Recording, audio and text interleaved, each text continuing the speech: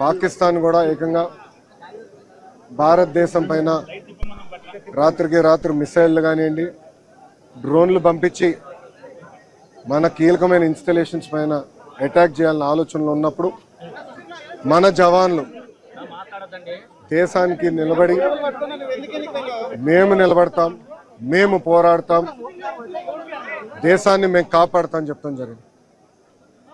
కుటుంబాలకి దూరంగా, తల్లిదండ్రులకి దూరంగా వాళ్ళు అక్కడ ఉండి దేశం కోసం అహర్నిశలు నిలబడుతున్న వ్యక్తులు. ఈరోజు జవాన్లు అక్కడ నిలబడారు కనుకనే, పోరాడుతున్నారు కనుకనే భారతీయులు ఆంధ్రులం మనం ఇక్కడ హాయిగా బతికే పరిస్థితి. దాంట్లో మొన్న జరిగిన దాడిలో మన నాయక్ చనిపోతాం జరిగింది.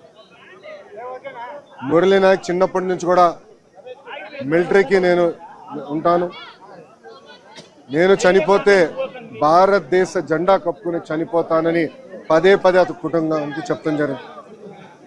కుటుంబానికి ఏకైక బిడ్డ మురళీ నాయక్. చిన్నప్పుడు వాళ్ళ అవ్వ తాతతో పెరిగిన వ్యక్తి. దేశం కోసం నిలబడతాను, దేశం కోసం పోరాడతానని చెప్పిన వ్యక్తి మురళీ నాయక్. ఇంత చిన్న వయసులో మురళీ నాయక్ చనిపోతాం నిజంగానే చాలా చాలా బాధాకరం. ఆ కుటుంబానికి అటు కేంద్ర ప్రభుత్వం, ఇటు రాష్ట్ర ప్రభుత్వం అండగా నిలబడుతుంది. గౌరవ ముఖ్యమంత్రి గారు మాతో మాట్లాడారు, ఉప ముఖ్యమంత్రి గారు, అదేవిధంగా హెల్త్ మంత్రి మన సత్యకుమార్ గారితో మాట్లాడి ఆ కుటుంబానికి ప్రభుత్వం నుంచి ఆర్థిక సాయం కింద 50 లక్షల రూపాయలు, దాంతోపాటు 5 ఎకరాల భూమి, ఇల్లు కట్టుకునేదానికి 300 గజాలు ప్రభుత్వం అందజేస్తాం జరుగుతుంది. అంతేకాకుండా కుటుంబాల కోరిక మేరకు కుటుంబంలో ఎవరికైనా ఉద్యోగం ఇస్తే, ప్రభుత్వ ఉద్యోగం ఇస్తే బాగుంటుందని అడిగారు.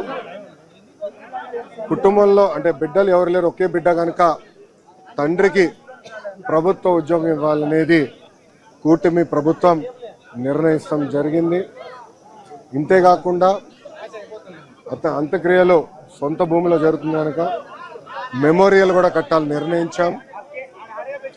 ఇంకో పక్కన జిల్లా హెడ్ క్వార్టర్స్ లో కాంసీ విగ్రహం కూడా ఏర్పాటు చేసి కేవలం తెలుగులే కాదు భారతీయులు మురళీ నాయక్ ని ఆదర్శంగా తీసుకునే విధంగా ప్రభుత్వం ఉంటుందని తెలుపుకుంటూ ఇప్పుడు గౌరవ ఉప ముఖ్యమంత్రి పవన్ ని మాట్లాడవలసిందిగా కోరుతున్నాం.